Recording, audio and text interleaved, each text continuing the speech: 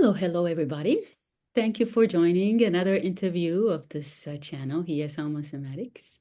My name is Hiyasalma. I'm a somatic movement educator and an author and a speaker. And today we have with us a very special guest, my colleague and a dear teacher of mine, and an interlocutor with whom I have had so many conversations about somatic movement, Elisabeth Osgood-Campbell. Thank you so much for coming. My pleasure. I'll say a few words to introduce you to the listeners also. So, Elisabeth is a master somatic movement educator, and she is the executive director of ISMETA, which stands for International Somatic Movement. Education Yes, and Therapy Association. exactly. I had it written down, but then I lost the page. And so maybe later on you'll tell us more about the organization also, because Mhm. I think you're the first one on this channel, the first person who has such a strong connection also to associations of somatic movement educators and practitioners. And then Elizabeth also is a teacher and an educator of continuum movement and Tamalpa life art practice. Yes, I'm a member of the Continuum Teachers Association, which is different than Continuum Movement, I see. and Tamalpa Institute, the movement-based expressive arts therapy training program. Yes. So, Elizabeth, tell us how you found your path in somatic movement. What was your calling? Why are you a somatic movement educator and thinker and not a mover, a practitioner of other practices? Great question. I, as a young adult, was very interested in human development, learning, and growth always. I feel like in my essence, I am an educator. It's who I came into this life to be. And I worked uh, as a secondary social studies teacher, that is, in the United States, 6th through 12th graders, adolescents. And in my work with them, what I realized was that I missed my own movement practices because ever since I could walk, I was dancing. Mm. I had always loved the sensation and the creative opportunity to be in movement in space since I was a wee one. And so as I was teaching these adolescents, and they have so much energy, generally speaking, there's so many changes going on in their bodies and in their minds. And I kept thinking, why do we have these models of education where these people who are going through major physiological, psychological change are expected to sit still in their seats all day? And so I started improvising and experimenting a bit with movement in some of my US history classes and Spanish classes that I was teaching, and realized that I loved the movement work so much that I wanted to do that full time. I wanted to put movement in the center of my life. And I went to Tamalpa Institute to train in movement-based expressive arts therapy. Mm. And as I was shifting onto their faculty after I graduated, there was a call that went out for a volunteer to serve on ISMETA's leadership council to represent Tamalpa as a training program. And I volunteered and said I would love to learn more about the field in general. I'd had this very deep, profound, transformative experience as a training student at Tamalpa. And I was curious about what other approaches entailed. What's the common ground? What are the differences between these different approaches to somatic movement? And so I started as a representative of Tamalpa Institute with ISMETA, gosh, probably in like 2001, 2002. And slowly over time played different roles in the organization until almost 2 years ago, they hired me as the executive director. So I have um, walked a long and enriching path Mm. with somatic movement in particular. Oh, all of that is so interesting. Let me ask you one question about this background that you just shared with us. Do you remember what was the response of the students to the movement practices that you, or movement exercises and that you brought to your classes at that time? Were they open to it, or did they resist, or did you see the kinds of results that you thought you would see? Well, it's a great question, and it was so long ago. It was like a different lifetime ago, and I would probably do it a little differently now that I have all of this experience and training under my belt. I was really just improvising and going intuitively at the time. Uh, there was some resistance for sure, but there was also among many of the students an attitude of, "Oh, here's something different. Let's enjoy this breath of fresh air." So it was a mix, as is often the case with any group of adolescents.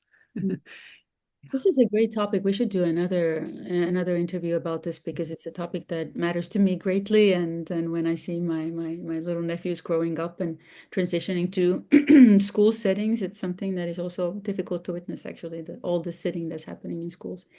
But today's topic is something else entirely. Today's episode is dedicated to somatic movement and the nervous system. So, Mm, but when you hear this phrase, the nervous system, and I'll tell the listeners also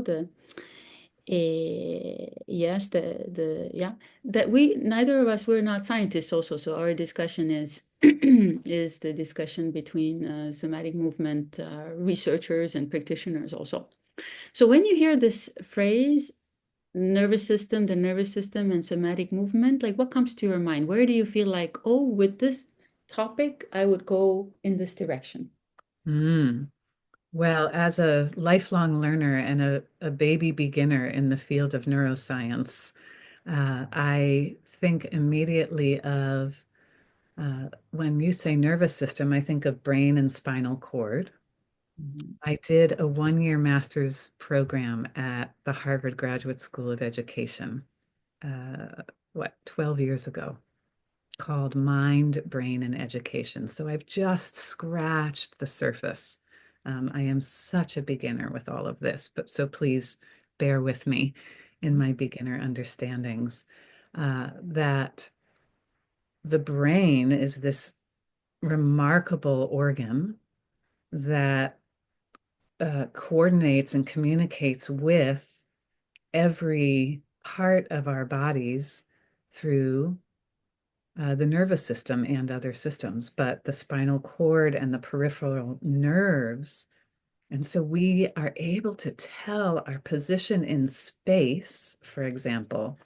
I sense, even with my eyes closed, that my right arm is lifted. I don't have to look in a mirror to see that. I sense that without vision because I have proprioception, proprioceptor sites throughout my peripheral nervous system that tell me where my body is in space. Mhm. And so as we move, there's so many different layers to where we could go with this conversation. But movement is coordinated through the nervous system, through the motor cortex of the brain. And so when we move, we are providing a kind of nourishment of information that's moving from our body limbs, our body parts, into the body part of our brain. I want to include the brain as a body part. Many people separate the brain from the body, and I don't like to do that in my work. And I find in my own experience of movement Mhm. that it often is integrating for me, that I have more awareness of myself in the present moment Ah, when I'm moving. I see. Oh, how interesting to think about the one of the effects of movement as integration and Oh. Elizabeth, mm, in your experience with somatic movement, how do you feel the impacts of movement on your nervous system? For example, do you feel like movement stimulates the nervous system, it calms it down? What do you notice usually? And I know, for example, a lot of the practices that you teach and share with others are also like very fluid, like continuum. I remember I once came to your continuum class, a workshop that you did at at an ISMETA meeting, and I remember how it was just so relaxing and so trance-like in a way. Mm-hmm, mm-hmm. Well, continuum is a lovely practice that Emily Conrad pioneered to enliven fluid intelligence in our systems. So we are, even mainstream scientists acknowledge we are like 70% or more fluid, even though we appear to be these solid masses. We have blood and lymph and craniosacral fluid, etc. We are fluid filled. So continuum really is an invitation, a courting almost of that fluid nature to express itself. So when I do continuum, I often feel soothed and settled. There is a very direct correlation between slowing down, paying attention, rather than just moving mechanically without really thinking about it in these habituated ways. In continuum, we slow down and we really sense. This is what makes a movement somatic, in my opinion, is bringing conscious awareness into it. That there's research done by a brilliant woman at the University of Washington, Dr. Cynthia Price. And her research suggests that just the act of paying attention to our movement helps us regulate. It helps the nervous system settle. There's the parasympathetic, there's polyvagal theory out there in the world. So I just have to mention that when we're talking about movement and the nervous system. According to his theory, the nervous system, in an oversimplified context, has a gas pedal and a brake. What's going to rev us up and stimulate us into quick action? That's the sympathetic part of the nervous system.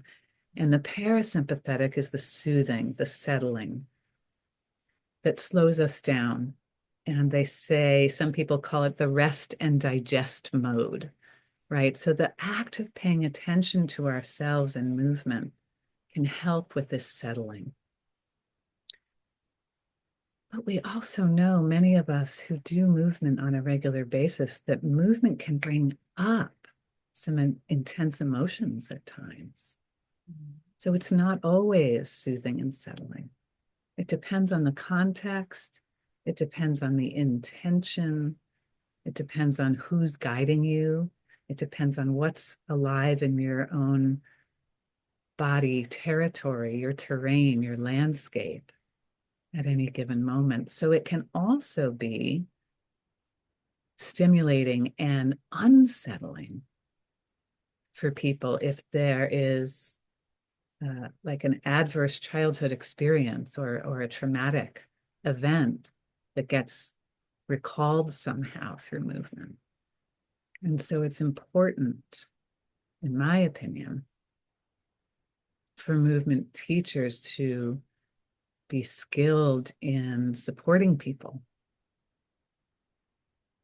if those circumstances arise as well, because our bodies contain all of our life experiences.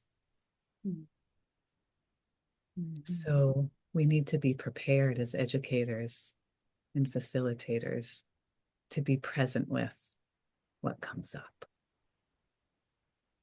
Exactly. On that note, what do you think? I feel like maybe this the impact of movement on the nervous system is something maybe we subconsciously we process, but maybe we don't really think about it too much as in our lives. Do you think it would make sense for people to? Would you recommend that people take notice of how any kind of movement practice that they engage in actually impacts their nervous system? Mm. Mm. Important thing. Well, I'm biased. Yes, I do. I would recommend that. I'm biased as a somatic movement educator, Mhm, that it's important to pay attention to what you're feeling when you're moving. mhm. Yeah. Because maybe some movement practices can actually also overwhelm the nervous system. Again, it depends on the sensitivity of the individual practitioner, but would they somehow impact the nervous system also negatively? You mentioned the emotional turbulences that might come out in movement, but also maybe apart from somatic movements, maybe there are practices that are like very harsh also, not only for the Mhm. body, but for the nervous system too. Yeah, that's right. I think most of the research shows here that moderate physical activity, Mhm. whether you're talking about going for a brisk walk or doing a fun dance class, not a harsh, very intense technique training class that has people's feet bleeding at the end of it, kind of a thing. But a sort of moderate level of physical activity generally has excellent health benefits, including cardiovascular health. But there's all of this evidence about the release of these feel-good hormones with moderate activity, that dopamine, the oxytocin, that counterbalance or counteract the stress hormones of cortisol, for example. So these are different neurotransmitters, speaking of movement and the nervous system, right? So if you're in a moderate zone, it's likely that you're going to experience some benefit, that some feel good hormones and neurotransmitters will be released in your system.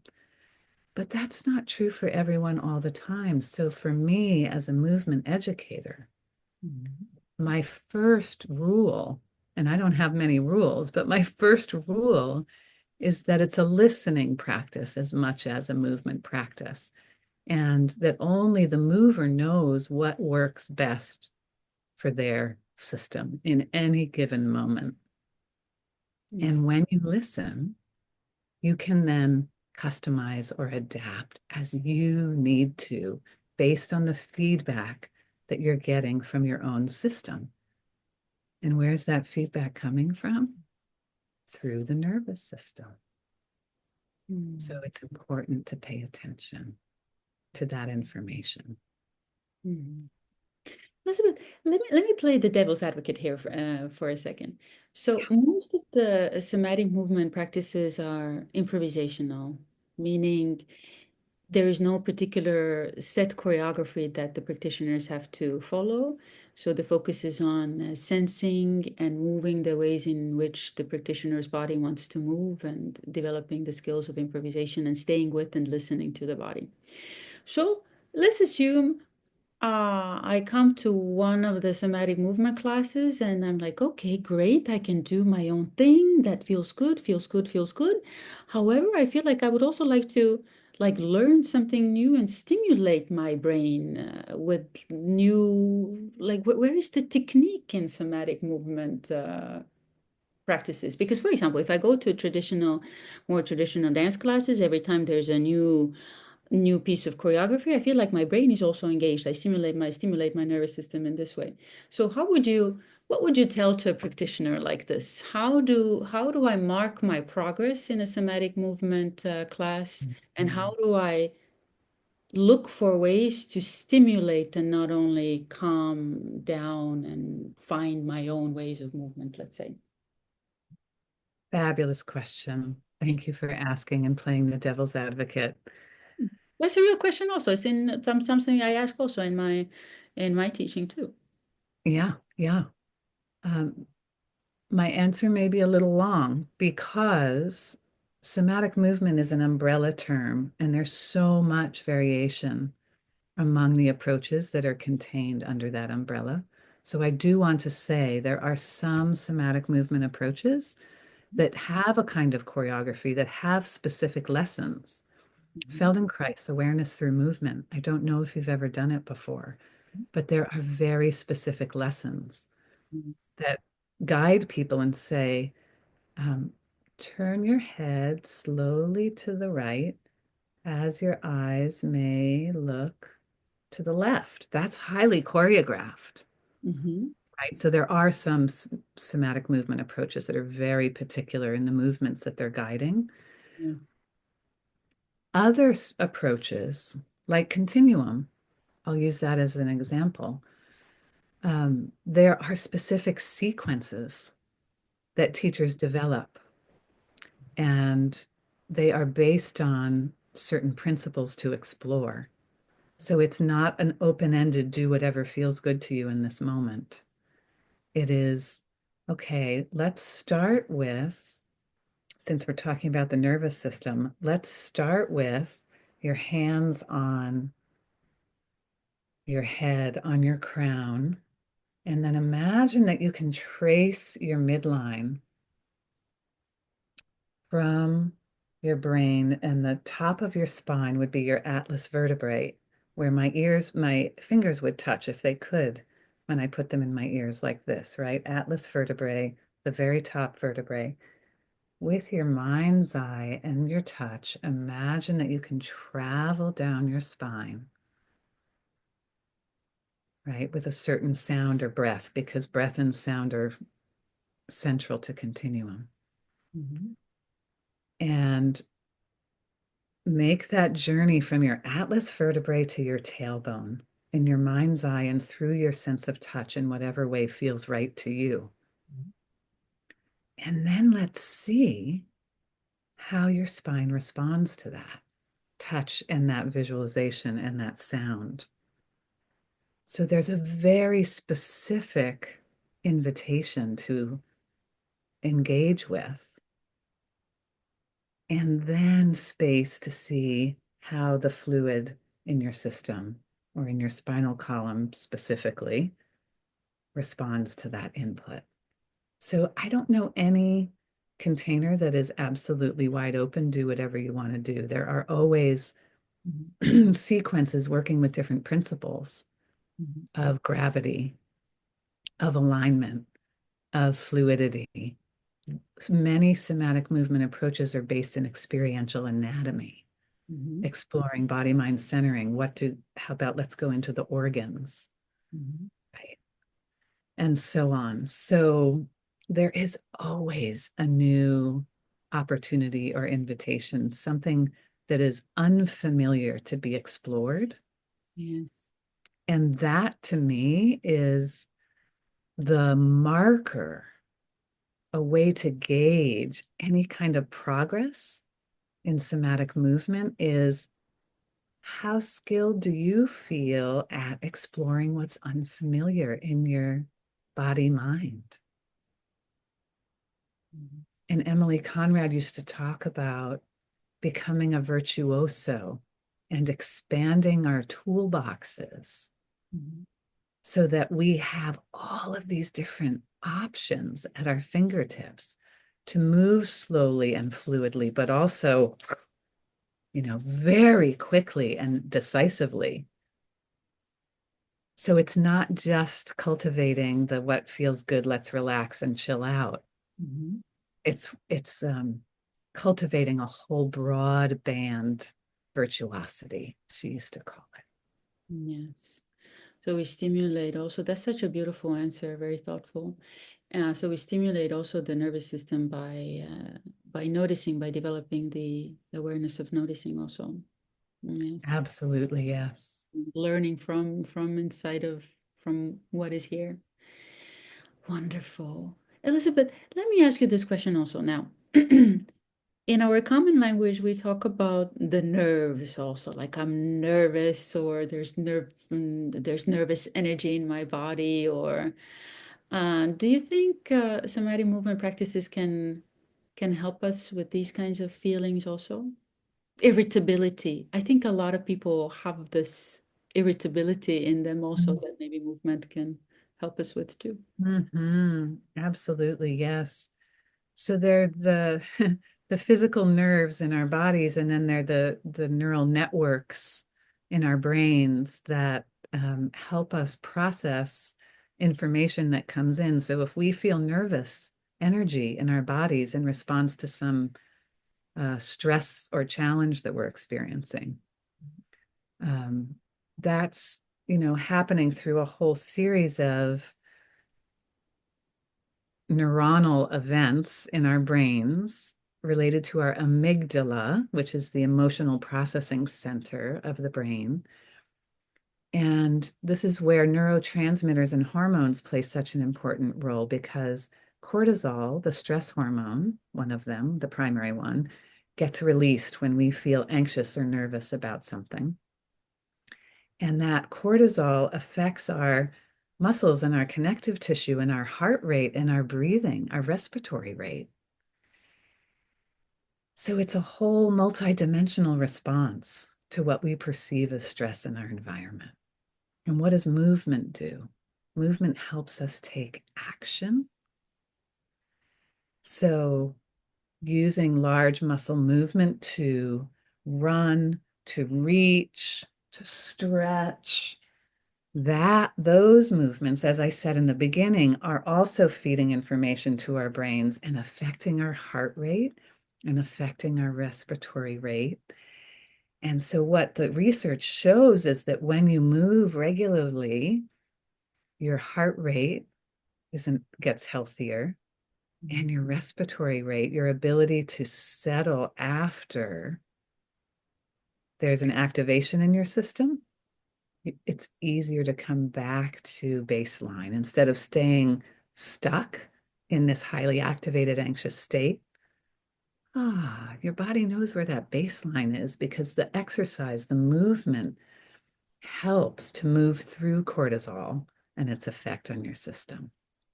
For example, it helps to bring the heart rate back down after some period of exertion. Yeah. So yes, movement can help with nervousness. And I also feel I remember one of my students once told me that she is a better person when and if she takes dance classes. And I feel like that's the same case in my case also. I feel right away during the day, for example, if I haven't moved, I have this I Mm. noticed like small, it's not even like in conversations with other people, but inside of myself, I feel this like nervousness. And so uh, I feel like if we all moved more, and especially in these conscious, mindful ways, then our relationships and our work lives would be better also.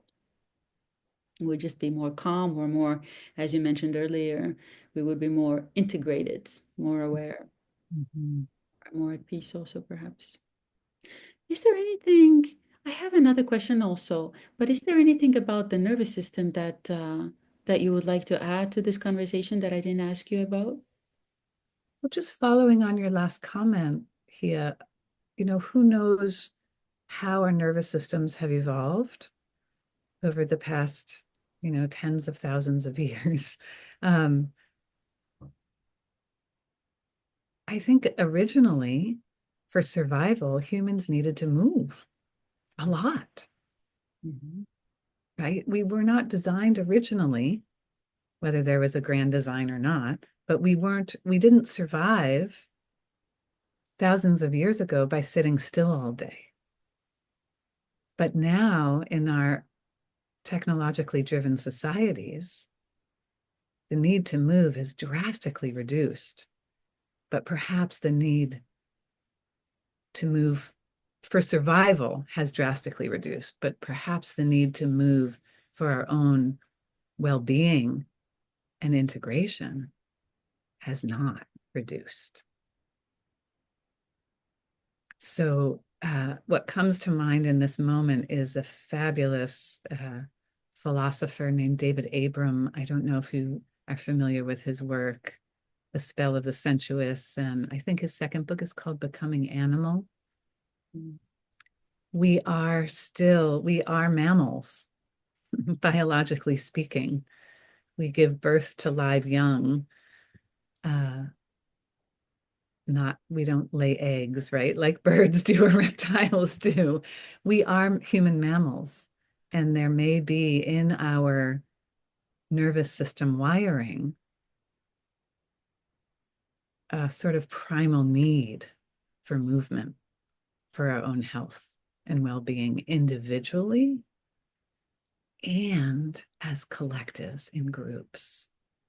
And this, gets into a whole nother tangent that I'm not very well prepared to talk about. Not that I was overly prepared to talk about this uh, topic to begin with as a beginner in neuroscience, but there's this idea of the effect of the collective of community on nervous system function and co-regulation between two different people or between a person and an animal, a pet, for example. Right. So it's not just what's happening within our own individual nervous systems. Movement and group movement has a whole other layer or level capacity to potentially influence how your nervous system is interacting with mine, sensing and responding to. Social somatics and generative somatics is a whole field based on this assumption that our nervous systems impact each other. Oh, I love this. Mm-hmm. And for so many people in cultures where there have been oppressive systems of disenfranchisement, right? The issue of safety is so primary. So on some level, when we come into contact with others, we may be sensing, am I safe here with you? Yeah. And if I feel a sense of relative safety, wow, then what can happen between our nervous systems responding to each other? That gets to be really potent, and is a huge part of the work that I do with clients and classes. Oh, that's a fascinating topic also.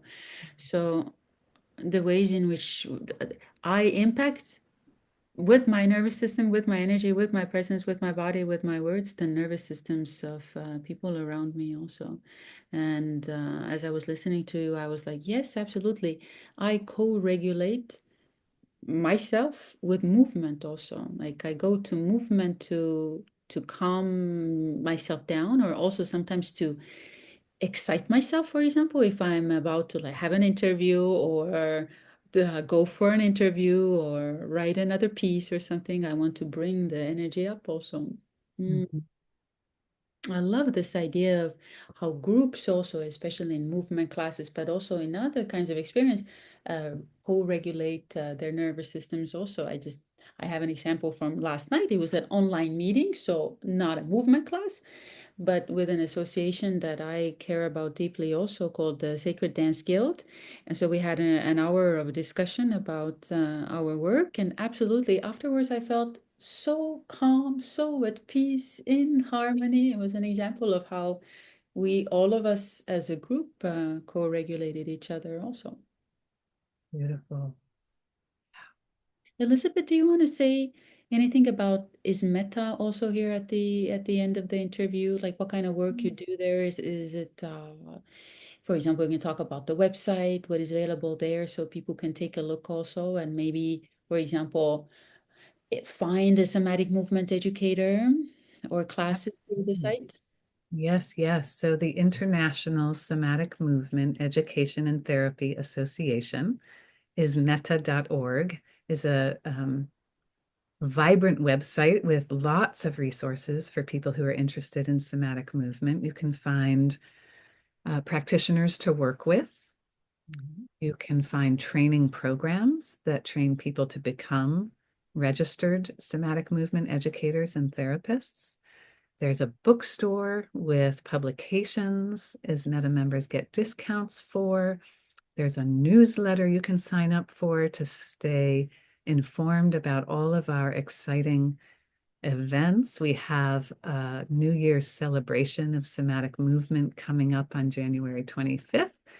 That will feature our YouTube channel. So there's also a YouTube channel with free 15-minute sessions from various professional members. We had a global somatic movement day in October, and there are over 30 free sessions on the YouTube channel from that day. We have in-person gatherings that are coming up. We have online gatherings. There are book practice groups that you can join.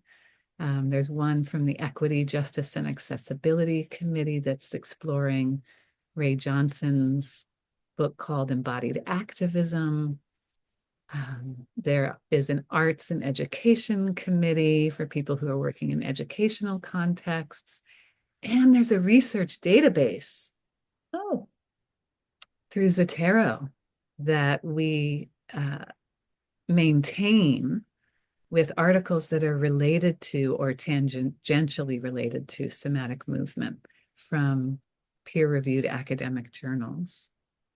The list goes on and on. We have a special events page. Jamie McHugh is doing an Ecosomatics podcast series through ISMETA, and that next session happens tomorrow. Please visit ismeta.org. We exist to advocate for somatic movement professionals and maintain high standards of practice in the profession. So it's my honor and privilege to serve as the director of that organization, along with a great operations team and dedicated board of directors. Such an honor to have you here with us. And if people have questions to you or want to come to your workshops, how do they find you? They can find me on the ISMETA website, or my email address is e.osgood-campbell@ismeta.org. Wonderful. So I hope you all feel inspired. And thank you again so much, Elisabeth, for sharing your body wisdom and somatic wisdom with us. And we see each other, you and I, dear listener, dear person who watches this episode, next time. Make sure to like and then subscribe, and see you soon. Bye Thank bye. you. Bye-bye.